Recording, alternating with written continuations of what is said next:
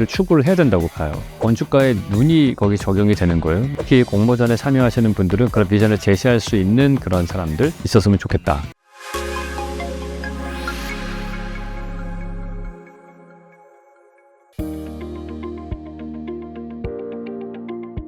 어느 정도 선에서 과거의 기억들을 남겨놓을 것이냐, 어느 정도 선에서 거기에 살던 사람들을 계속 살게 할 것이냐, 100% 그분들이 살게 하면은 경제성이 없어서 안 될 것이고, 그렇다고 완전히 이주를 하게 되면은 도시의 일종의 소프트웨어라고 할 수 있는 것들이 생태계를 다 없애버리는 문제가 또 생기기 때문에 그 두 가지쯤에서 적절한 선을 찾아야 되는 거예요. 어느 정도까지 개발해서 사업성을 가지고 오고 어느 정도 선에서는 기억을 남겨놓고 완전히 담는 게 우선, 우리가 21세기에 적합한 그러한 형태의 프로토타입을 제시할 수도 있고, 예를 들어서 파리 같은 경우도 보시면은 중세 때 만들어진 그런 파리의 공간 구조를 다 때려 부수고서 다 방사상 구조의 어떤 현대식 직선의 도로망을 다 만들었잖아요. 그러한 정도 수준으로 할 것이냐, 아니면은 우리가 과거의 기억인 골목길의 모양은 어느 정도 남겨놓으면서 건물만 바꿀 것이냐, 아니면은 건물도 최소한으로 두고서 예를 들어서 성수동에 있는 공장 건물처럼 그냥 구조를 보강하는 정도 차원에서 하고 그 안에서 인테리어를 바꿔서 계속 쓰게 할 것이냐, 아주 보존의 비율이 높은 것부터 시작해서 그 완전히 새롭게 뜯어고치는 쪽으로 가는 그 중간 어디쯤에 위치를 할 텐데, 이제 그게 사람들의 가치관이 투영이 되는 거겠죠. 반드시 이게 황금 비율입니다라고 말하는 거는 말이 안 되는 것 같고요. 그 지역의 땅의 상황, 가격 정도, 그 당시의 기술력, 그리고 그 당시의 경제 상황, 그 당시의 공사비,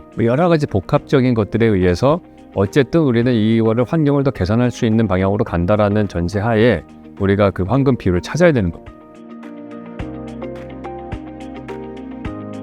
건축가들은 우리가 기억하는 어떤 특정한 공간들을 많이 남겨놓으려고 하죠. 가급적이면 건물들을 그대로 다 보존을 하면은 제일 좋겠지만, 그게 어렵다면은 건물의 파사드만 남겨놓고 뒤는 다 바꾼다든지, 파사드까지 부수고서 다 골목길만 남겨놓는다든지, 뭐 여러 가지 방법들이 있습니다. 그러니까 내가 무엇을 남길 것이냐가 되게 선택하는 게 중요해요. 아까 말씀드린 그 경제적인 상황과 기술적인 것들 뭐 등등 고려해가지고 생각을 해야 되는 거거든요. 그분들이 다 여기에 있고 최대한 많이 보존하면 좋겠지만은, 그거를 보존하는데 엄청나게 많은 돈이 들어간다면은 그거는 현실성이 없는 그냥 꿈일 뿐이거든요. 그냥 단순한 몽상으로 그치지 않고 이게 현실화되기를 바란다면은 그런 현실적인 것들을 찾아야 되는데, 그게 이제 건축가의 눈이 거기 적용이 되는 거예요.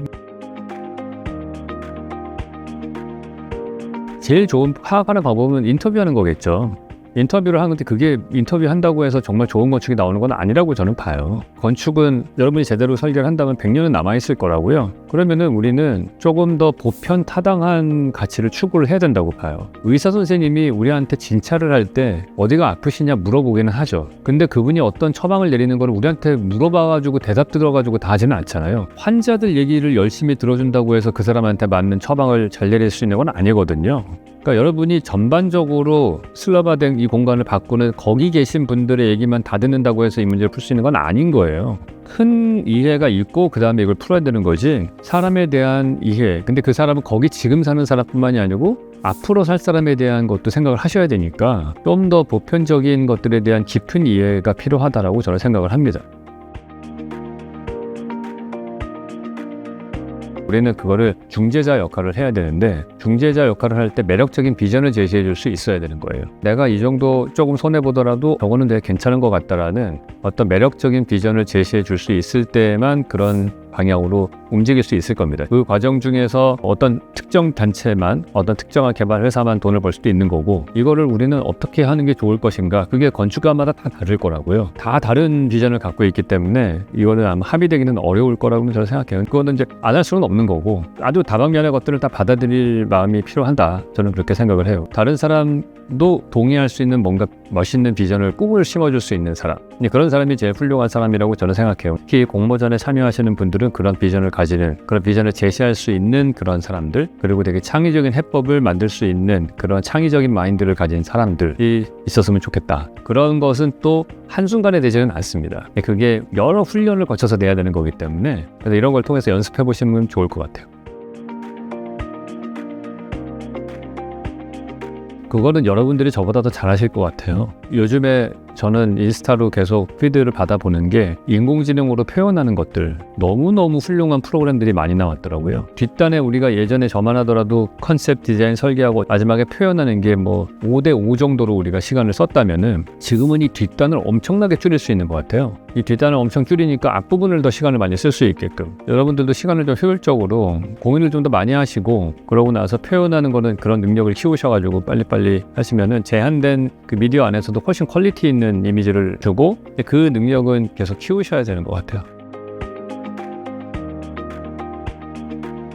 건축은 관계를 디자인하는 거라고 생각을 해요. 그리고 공간은 정보라고 생각을 하고요. 우리 건축가가 가져야 되는 이제 생각 중에 하나는 가상 공간도 좀 고려를 해서 전체 사회를 볼 필요가 있다. 가상 공간에서 이루어지는 일들이 도시 공간에서 엄청나게 영향을 받기 때문에 그 부분을 고려한 상태에서 접근을 하셔야 됩니다. 앞으로는 인공지능과 자율주행, 로봇도 마찬가지고 그 상태 안에서 도시를 만들어야 되는데 도시가 생겼다는 얘기는 사람이 많이 모였다는 얘기잖아요. 5,000명 이상의 사람이 모이면 첫 번째로 생겨나는 그 이점은 익명성 이에요. 근데 익명성은 되게 보안의 취약성 같은 것들이 생겨요. 근데 장점은 뭐냐면은 사람이 많아지니까 상업 거래가 늘어납니다. 우리가 SNS가 만들어낸 사회의 모습인 거예요. 확실한 거는 SNS나 디지털 미디어 세상 안에서는 공통의 분모를 만들기가 정말 점점 더 어려워지고 있는 상황인 거예요. 그래서 그 공통 분모를 오프라인 공간인 도시에서 만들어야 되는 거고, 그래서 그거를 우리가 어떻게든 사람들을 화해시킬 수 있는 공간을 만들지 못한다면은 그러면 그 사회는 붕괴될 거라고 봅니다. 그게 우리가 도시 공간을 디자인하는 사람이 가져야 되는 가장 큰 문제의식이라고 저는 생각을 해요. 익명성의 상태에서 기분 좋은 추억들을 공유할 수 있는 걸 만들어줘야 되는데 단 우리가 가진 카드가 하나 있죠. 그게 뭐냐면은 자연입니다. 자연은 점점 소중해지고 비싸지고 있기 때문에 일반인들이 점점 누리기가 어려워져요. 그러면 우리가 자연의 분포를 어떻게 도시 내에 할 것이냐, 어떠한 네트워크로 자연을 공급하고 그 자연 공간 안에서 누구나 다 끌려서 올 테니까 그 안에서 어떻게 공통의 추억을 가지게 할 것이냐, 이런 거에 대한 고민이 필요한 겁니다. 100년, 200년 전의 자연의 의미는 산업화가 되면서 자연이 파괴되는 거를 회복시키기 위한 정도라면은 지금은 그거 플러스 사회 융합의 중요한 포인트도 되는 요소이기 때문에 그런 부분에 대해서 좀 고민을 좀 많이 해보셔야 될 것 같아요. 둘 다 중요합니다. 저희는 항상 얘기하지만 두 마리 토끼를 다 쫓으라고 얘기를 하죠. 둘 중에 하나만 선택하고 난 이걸 했으니까 이건 버려도 되지 않아요? 이거는 말이 안 된다고 봐요. 문제를 처음에 풀려고 하는 자세로서는 틀렸다고 생각을 합니다. 건축가는 두 마리가 아니고 세 마리, 네 마리도 잡아야 돼요. 이거는 모든 프로젝트에 다 해당되는 문제잖아요. 케이스 바이 케이스지 다. 그래서 그런 거를 하라고 이렇게 공부전 나가라고 하는 거예요. 이런 걸 계속 연습을 하셔야 되는 거죠. 당연히 여러분들 나이 때는 아주 유치할 겁니다. 그거는 뭐 당연하다고 봐요. 그거는.